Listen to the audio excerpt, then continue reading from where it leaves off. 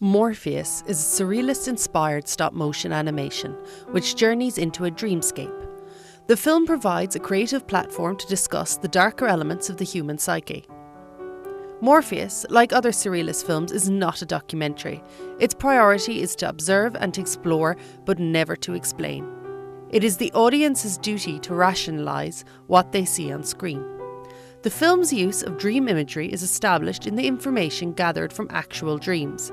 Morpheus aims to be visually intriguing and smooth-flowing in its representation. My role in the project Morpheus, my primary role initially was I was a scriptwriter.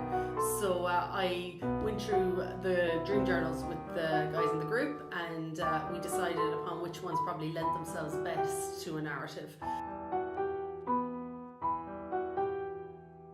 Dreams by nature are not linear. Therefore, Morpheus does not adhere to the traditional narrative form. By adopting stop motion, the team are introducing the impossible and supporting the disjointed narrative with a visual spectacle. By concentrating on dream journals, the team formulated a piece which represents reality, albeit the unconscious reality of the dreamer.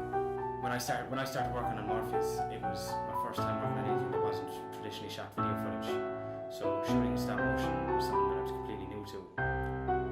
When we started shooting originally in our pre-production, we conducted a series of experiments to try and test out our set, our characters, and my shooting of stop motion.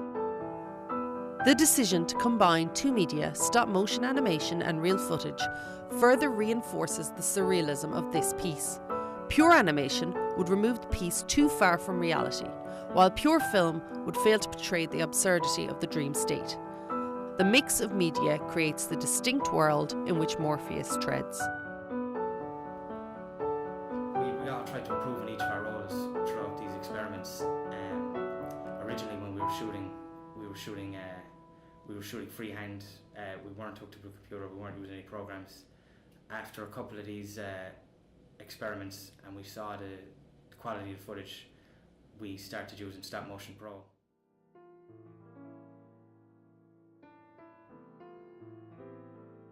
When you're shooting Stop Motion Pro, it's much different to shooting normal video footage. You don't have the conventional control over the focus and the zoom like you usually would. So it's all about creating the perfect shot before you go to start taking, and once you start taking, nothing can move.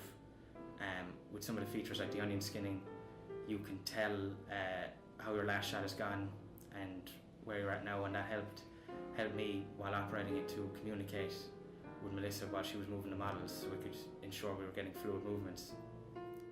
My role in the project Morpheus is character designer. Well, I have a few different designs for Morpheus. I started Morpheus, I had to build a wire structure inside the character to strengthen him and for him to be able to stand and move. I've had a few different prototypes of the character Morpheus, and then eventually, because I created spiders and I used pipe cleaners and liquid latex, that the liquid latex gave it a kind of a rubber flexibility, so I decided to use the same technique for Morpheus's legs and his arms, because they're the two main areas that he needs to move. Because I made the characters, I also was responsible for animating them during the recording process.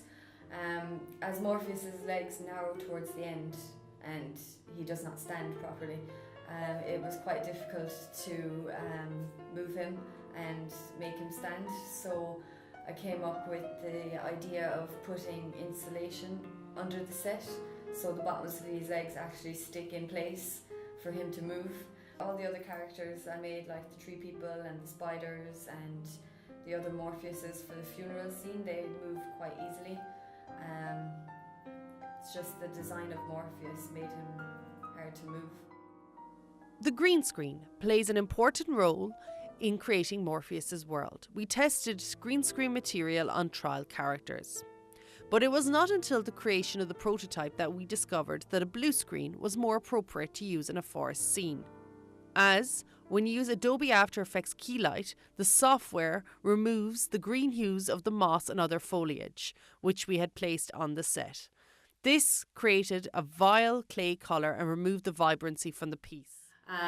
So from the beginning, the idea was that Morpheus would be a surreal project. So the narrative didn't really have to be linear. We were kind of going for a real avant-garde film, and we wanted it to be non-linear as such. And the two dreams that really stood out to us were actually obtained from the same person. But one of them was a forest scene, and the second one was in a funeral. So then, as a scriptwriter, I kind of had to find a way to link these two dreams, and we came up with the idea of a pool. So you can see that in the finished piece, and that was the way the two of them linked together.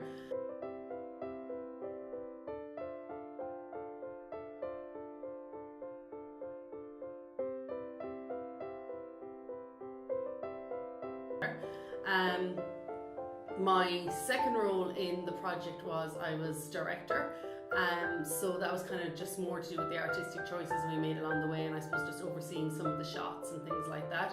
I quite like, personally, like Dutch angles and things like that, so we have one or two of those in there as well, and just kind of to give it a little bit of a more quirky look and a little bit of a more surreal look, because we from the beginning it was an objective not to make I suppose a standard film. We wanted to make something a little bit different. The biggest challenges for the film was the sound. We brought in a sound engineer, Ewan Lane, to cover the engineering. I worked closely with him on the ambience, the Foley.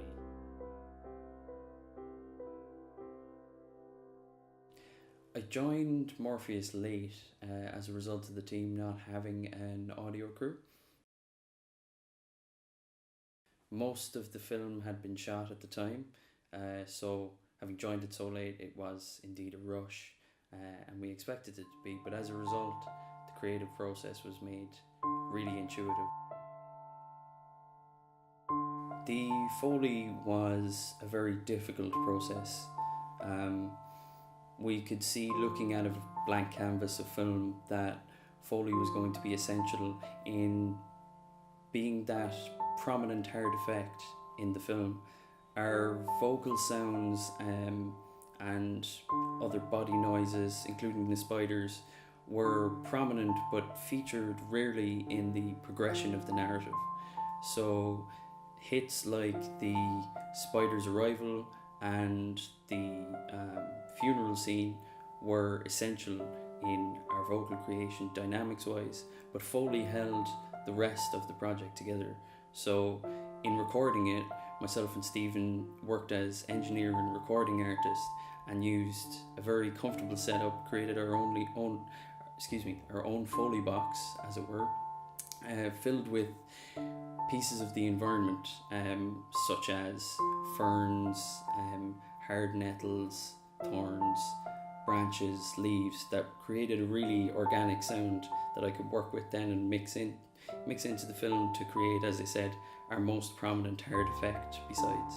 So it was really difficult, but a great learning curve at the same time to really bring the world to life with that and use it as. So as I'm speaking to you now, I suppose the project is in the editing stage, so it's about getting it together, and there's an awful lot of after effects in the project itself as well, so I'm kind of working a lot on that at the moment. So I created the pool, so when Morpheus touches the pool, I masked around his hand, and the pool itself in the set is actually a mirror, but then putting an effect on it to make it swirl and transport you to the next scene.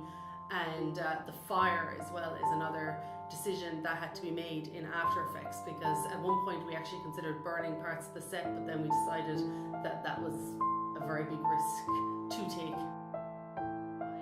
I oversaw the creation of the funeral set, so I decided to build that based on a room that once had kind of past grandeur, so I was kind of looking for a kind of like old manor houses and things like that. So the tiles on the floor are black and white, and I went for very dark colours on the walls, and the back walls have kind of got peeling wallpaper.